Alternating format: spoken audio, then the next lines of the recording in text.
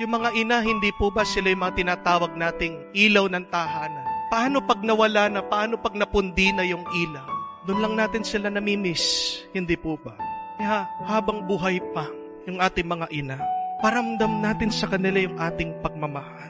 Habang may hininga pa po tayo, sana masabi din po natin yung salamat, I love you, and I'm sorry. Ano po yung pinakamagandang paraan para mapakita mo yung pagmamahal mo sa isang ina? Maging mabuti ka lang. Amen? Ano yung pinakamagandang paraan para mapakita mo, nagpapasalamat ka sa Diyos? Maging mabuti kang tupa. Maging mabuti kang tagasunod. Sandali lang ang buhay ng mga minamahal natin. Sana naman huwag mong sayangin ang pagkakataon. Paramdam mo ang iyong pasasalamat. Paramdam mo ang iyong pagmamahal.